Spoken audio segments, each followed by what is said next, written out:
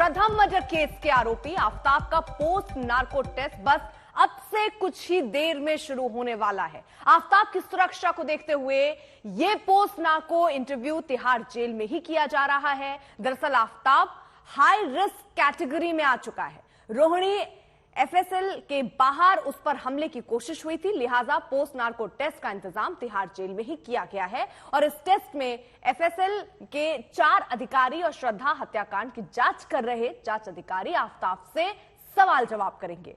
वो ये जानने की कोशिश करेंगे कि आफताब ने जो जवाब नार्को टेस्ट के दौरान दिए, क्या अब भी उसका जवाब वही है। ये टेस्ट तिहाड़ के जेल नंबर 4 में दोपहर 3 बजे तक किया जाएगा। तो अब एक एक एंगल पर जांच चल रही है, साथ ही साथ जो जवाब आफताब की तरफ से दिए गए हैं उनके मिलान के लिए आज सुबह 10 बजे से 3 बजे तक पोस्ट नार्को टेस्ट होगा। तिहाड़ जेल में ही आफताब के टेस्ट का पूरा इंतजाम किया गया है।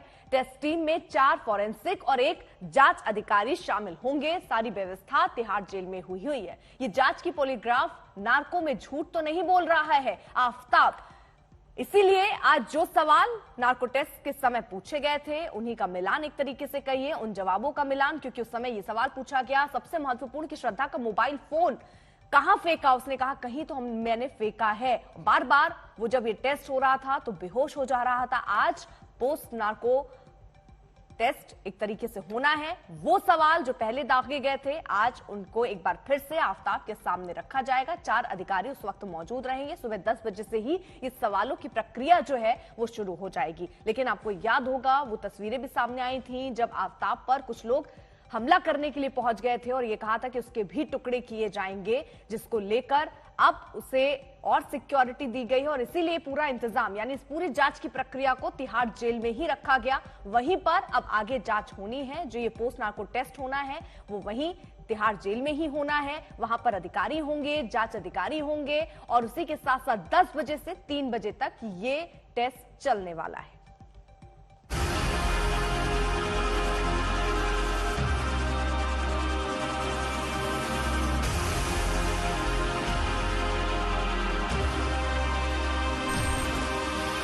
पॉलीग्राफ टेस्ट हो गया, नार्को टेस्ट भी हो गया,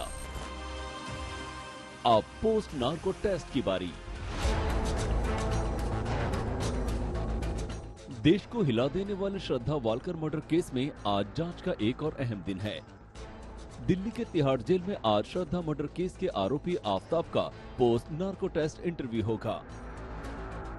सूत्रों के मुताबिक आफताब अब हाई रिस्क कैदी की श्रेणी में आ चुका है। पिछले दिनों रोहिणी एफएसएल के बाहर उस पर हमले की कोशिश हुई थी, इसीलिए दिल्ली पुलिस आफताब को पोस्ट नार्को टेस्ट के लिए तिहाड़ से बाहर कहीं ले जाने का रिस्क नहीं ले रही। एफएसएल के 4 अधिकारी और श्रद्धा हत्याकांड की जांच कर रहे जांच अधिकारी आफताब का पोस्ट नार्को टेस्ट करने खुद तिहाड़ जाएंगे। आफताब तिहाड़ जेल नंबर 4 में बंद है। आज के टेस्ट से जांचकर्ता अगर संतुष्ट नहीं हुए तो आफताब का एक बार फिर नार्को टेस्ट हो सकता है। कल करीब 2 घंटे तक दिल्ली के अंबेडकर अस्पताल में आफताब का नार्को टेस्ट चला। सूत्रों के मुताबिक टेस्ट के दौरान आफताब बार बार बेहोश हो रहा था। सूत्रों के मुताबिक नार्को टेस्ट के दौरान आफताब से जब पूछा गया कि श्रद्धा का फोन कहां है तो आफताब ने जवाब दिया कि श्रद्धा का फोन उसने कहीं फेंक दिया था। आफताब ने ये कबूल किया कि उसने गुस्से में आकर श्रद्धा की हत्या की थी। आफताब ने श्रद्धा के शव के टुकड़े करने के लिए आरी के इस्तेमाल की बात को कबूल किया। आफताब से जब ये सवाल पूछा गया कि क्या कोई और भी इस हत्याकांड में शामिल है तो उसने कहा कि इस हत्याकांड को उसने अकेले ही अंजाम दिया है। आफताब ने नार्को टेस्ट में श्रद्धा के शव के टुकड़ों को जंगल में ठिकाने लगाने की बात कबूल की है। नार्को में करीब 50 से ज्यादा सवाल उससे पूछे गए और इन सवालों के जवाब उसने जिस तरीके से दिए, ऐसे में निश्चित तौर पे आने वाले दिनों में इंटरोगेशन में इसका फायदा होगा। पॉलीग्राफ टेस्ट में लगभग 60 से ज्यादा सवाल उससे पूछे जा चुके हैं और नार्को में करीब 50 सवाल। ऐसे में ये वो सवाल थे जो पॉलीग्राफ टेस्ट में उससे पहले पूछे गए थे। अब ये देखना होगा कि इन तमाम सवालों की जो रिपोर्ट आती है उसके आधार पर पुलिस किस तरीके से अपनी जांच को आगे बढ़ा सकती है। नार्को टेस्ट के दौरान एफएसएल के साइकोलॉजिस्ट, टेक्नीशियन, फोटो एक्सपर्ट और अंबेडकर अस्पताल की मेडिकल टीम थी। दोबारा उसको लाया जाएगा सर, अगर जरूरत पड़ी तो पोस्ट नार्को टेस्ट भी किया जाएगा। सर, पोस्ट नार्को टेस्ट में कैसे संबंध क्या होता है एक सेशन और किया जाएगा काउंसलिंग का।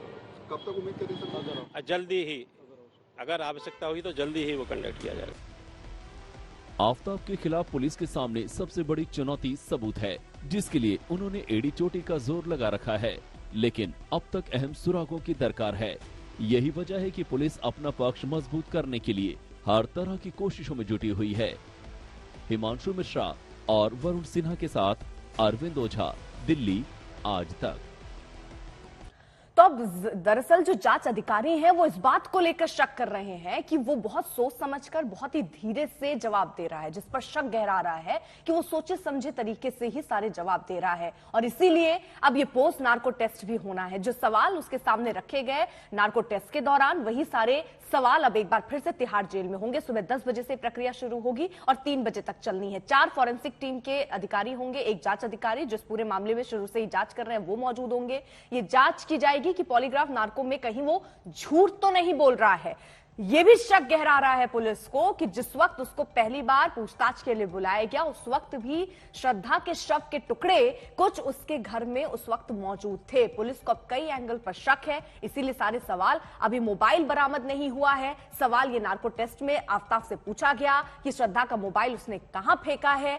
उसने कहा कि मुझे याद नहीं है मैंने वो मोबाइल फोन कहां फेंका है। तो आज भी सारे सवाल उससे होंगे, एक एक सवाल पर जवाब लिया जाएगा। सवाल यह भी पूछा गया कि उसने श्रद्धा को आखिरकार क्यों मारा, तो उसका कहना था कि श्रद्धा के साथ वो नाराज था, गुस्से में था और इसीलिए उसने उसका मर्डर किया। अरविंद ओझा हमारे साथ, हमारे सहयोगी इस वक्त जुड़ चुके हैं और अपडेट के साथ। अरविंद, ये आज जो पोस्ट नार्को टेस्ट होना है, ये किस लिहाज से बहुत महत्वपूर्ण और इसकी प्रक्रिया क्या रहती है?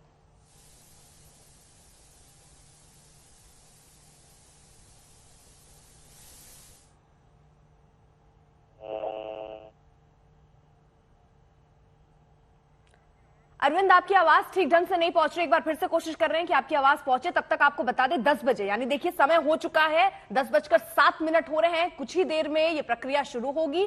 सारी व्यवस्था जो है वो तिहाड़ जेल में ही की गई है। वहीं पर आफताब का ये टेस्ट होना है। 4 फॉरेंसिक टीम के अधिकारी होंगे, एक जांच अधिकारी होंगे। अरविंद,